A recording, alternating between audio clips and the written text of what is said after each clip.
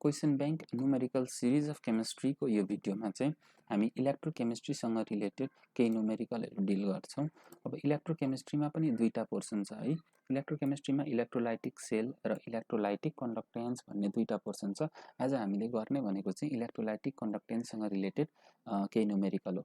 हामीले electrolytic कन्डक्टेन्ससँगको numerical deal गर्नुभन्दा पहिले केही फर्मुलाहरु जान्नुपर्छ।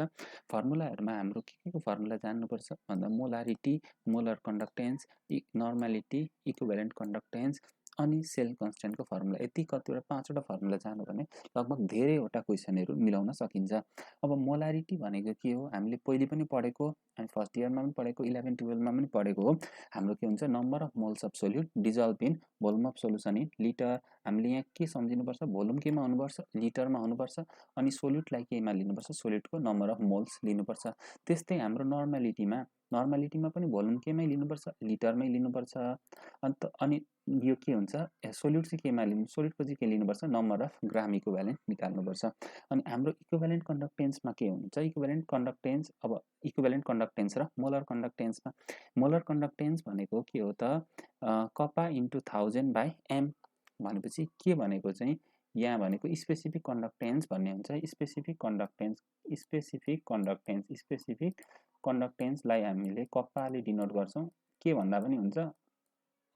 स्पेसिफिक कन्डक्टेन्स भनेको अब यो के भन्दा पनि भयो, कप्पा भन्दा पनि भयो। अब यसलाई कप्पाले डिनोट गरेको हुन्छ। अब यो कप्पा स्पेसिफिक कन्डक्टेन्स कप्पा भनेको चाहिँ के हुन्छ त भन्दाखेरि 1 ओभर स्पेसिफिक रेजिस्टेन्स भन्ने हुन्छ है। 1 over specific resistance 1 over specific resistance भन्ने हुन्छ। स्पेसिफिक कन्डक्टेन्स भनेको कप्पा, कप्पा भनेको त्यसको फर्मुला के हो? 1 over specific resistance, 1 over specific resistance भयो।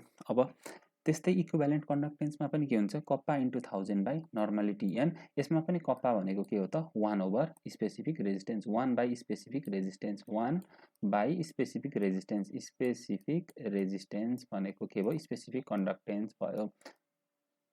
अनि हाम्रो सेल कन्स्टेन्ट भनेको specific conductance by observed conductance भन्ने हुन्छ। सेल कन्स्टेन्ट भनेको चाहिँ specific conductance by observe कन्डक्टेन्सको ratio भयो। अब हामी एउटा क्वेसन हेरौँ। फर्स्ट क्वेसनमा हाम्रो यहाँ सुरुमा क्वेसन पढौँ है त। क्वेसनमा के भनेको छ भन्दाखेरि the specific conductance of the solution containing 1 gram of anhydrous BaCl2 in 200 centimetre cube of solution has been found to be यति भनेको छ। हाम्रो के दिएको छ? यो भनेको के दियो त? स्पेसिफिक कन्डक्टेन्स। स्पेसिफिक कन्डक्टेन्स भनेको के हो त? हामीले के अथवा कप्पाले डिनोट गर्छौं है त स्पेसिफिक कन्डक्टेन्स। अनि हाम्रो यहाँ के दियो त? भोल्युम अफ सोलुसन पनि दियो। के दियो? यो भनेको भोल्युम अफ सोलुसन पनि दियो। अनि हाम्रो एनहाइड्रस के हालेको छ त? BaCl2 हालेको छ। एनहाइड्रस BaCl2 भनेको के दियो त? वेट अफ सोल्युट दियो। वेट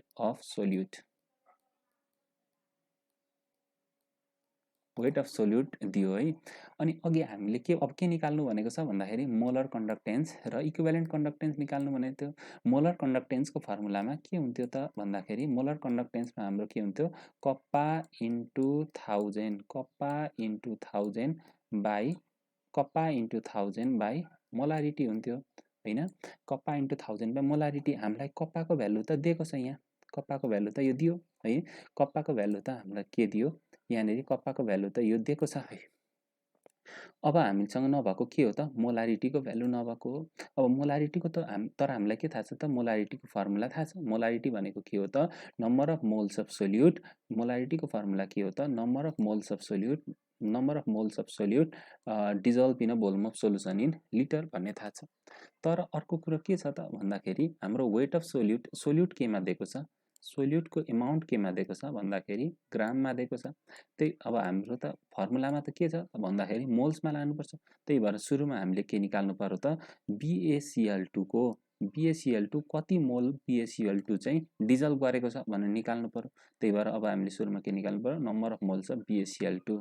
अब नम्बर अफ मोल्सको फर्मुला हामीले पहिलेदेखि नै पढेको फर्मुला के हो? Weight in gram of BaCl2 by molecular weight of BaCl2 हुन्छ है।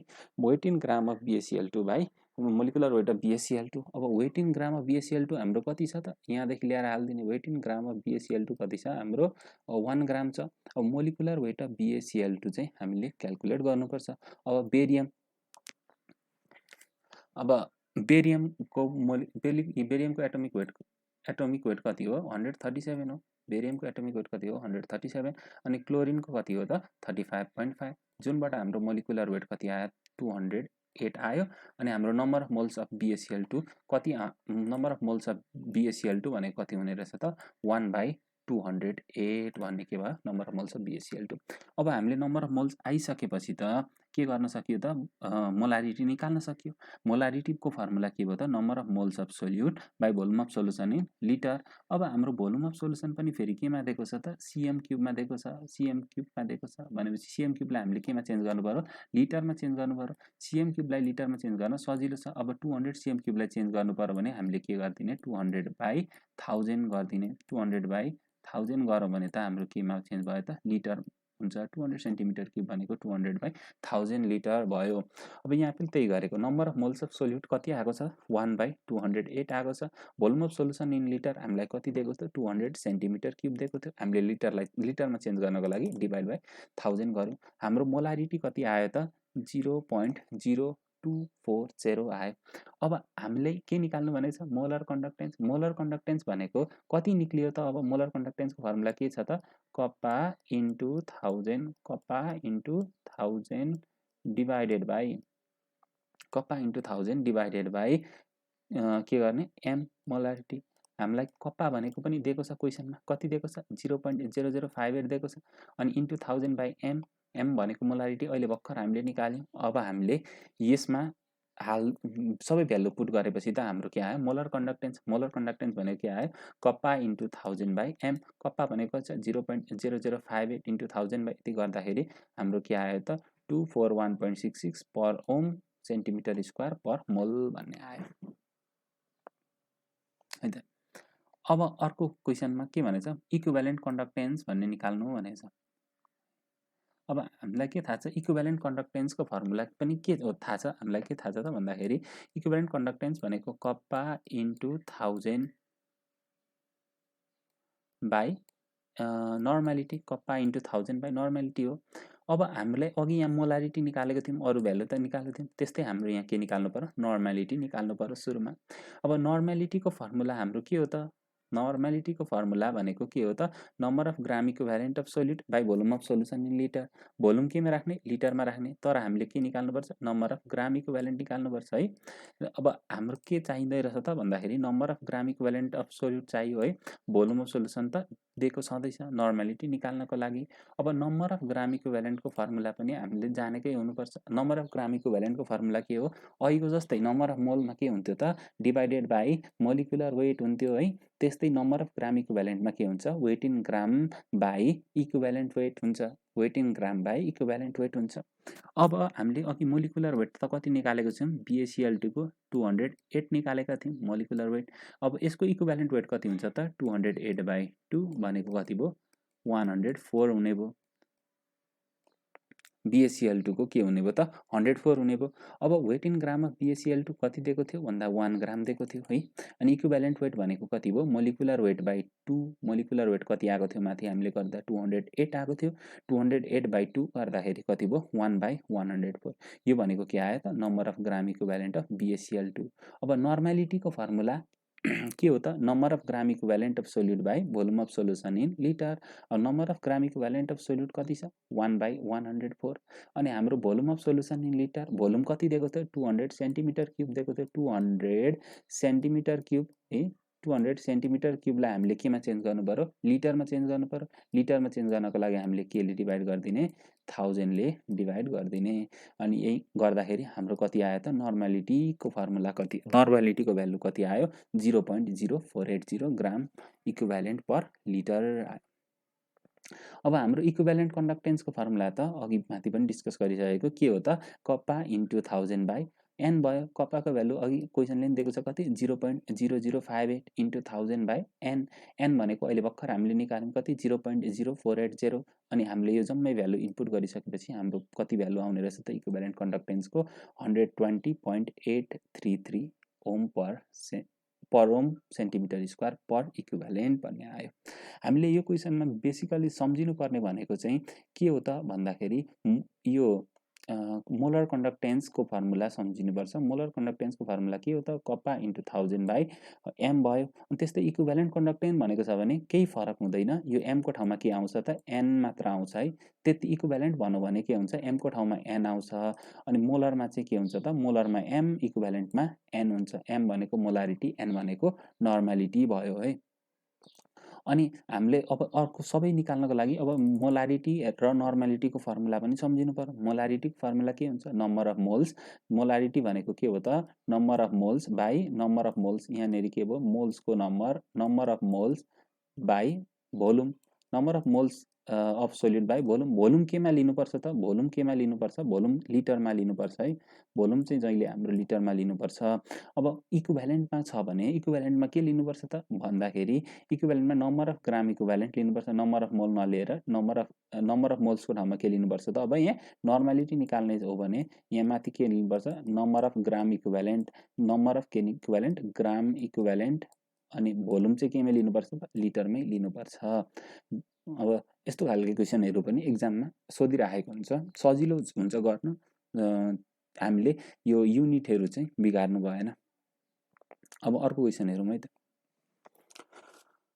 यो क्वेसन सुरुमा क्वेसन पढौँ। क्वेसनमा के भनेको छ भन्दाखेरि in a particular cell 0.01 m solution of KCl gave a resistance of 160 ohm at 298 Kelvin, while 0.1 m solution of HCl gave the resistance of 54 ohm. The specific conductance of 0.01 m KCl is 1.4 into 10 to the power minus 3 ohm per ohm per centimeter. Calculate the equivalent conductance of HCl भन्ने सोधेको छ है। हाम्रो के भनेछ भन्दाखेरि कुनै एउटा सेलमा 0.01 m सोल्युसन KCl युज गर्दा चाहिँ रेजिस्टेन्स कति आयो त 160 ओम आयो रेजिस्टेन्स है। अनि त्यही सेलमा हाम्रो के 0.1 m solution of HCl use गर्दा चाहिँ कति आयो त 54 ओम रेजिस्टेन्स आयो, 54 ओम रेजिस्टेन्स आयो। अब हामीले के सम्झिनुपर्छ यो एउटै सेलमा दुईटा सोल्युसनमा फरक आएको वाला कन्डिसन दिएको छ भने फरक त्यो रेजिस्टेन्स आएको कन्डिसन दिएको छ, अनि त्यसैको एउटा इक्विभ्यालेन्ट कन्डक्टेन्स निकाल भनेर सोधेको छ भने हामीले के यो क्वेसन के को हो भनेर बुझ्नुपर्छ भन्दाखेरि सेल कन्स्टेन्टको हो भनेर बुझ्नुपर्छ। हामीले सेल कन्स्टेन्टको रेसियो निकाल्ने, अनि दुवैको लागि त्यो इक्वल हुन्छ। अनि सेल एउटाको लागि सेल कन्स्टेन्ट निकालिसकेपछि अर्कोको लागि पनि सेल कन्स्टेन्टको भ्यालु त त्यही हुन्छ, अनि त्यो रेसियो सेम आउनुपर्छ भनेर क्वेसनलाई डिल गर्नुपर्छ है त। अब हामीले यो क्वेसन सल्भ गर्नको लागि क्वेसनमा के दिएको छ डाटा हेरौँ है त। डाटामा हाम्रो के दिएको छ भन्दाखेरि रेजिस्टेन्स दिएको छ, रेजिस्टेन्स कति आउँछ भनेर दिएको छ है। रेजिस्टेन्स कति आउँछ भनेर दियो भने हामीले यो रेजिस्टेन्स भनेको त के भयो त हाम्रो लागि अब्जर्भड रेजिस्टेन्स भयो नि होइन। 160 ओम भनेको त के भयो त अब्जर्भड रेजिस्टेन्स भयो है। अब्जर्भड रेजिस्टेन्सबाट हामीले के निकाल्न सक्छौँ त अब्जर्भड कन्डक्टेन्स भन्ने निकाल्न सक्छौँ।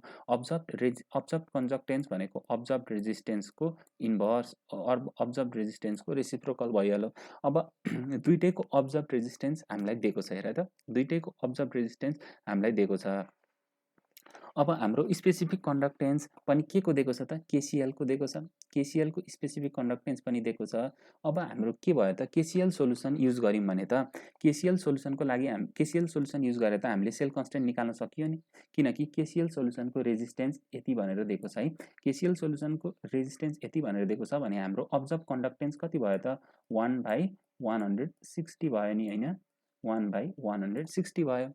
अब अनि KCl के हाम्रो स्पेसिफिक कन्डक्टेन्स पनि दिएको छ नि, स्पेसिफिक कन्डक्टेन्स भनेको के कप्पा, स्पेसिफिक कन्डक्टेन्स कप्पा भनेको कति दिएको छ त भन्दा 1.4 into 10 to the power minus 3 भनेर दिएको छ।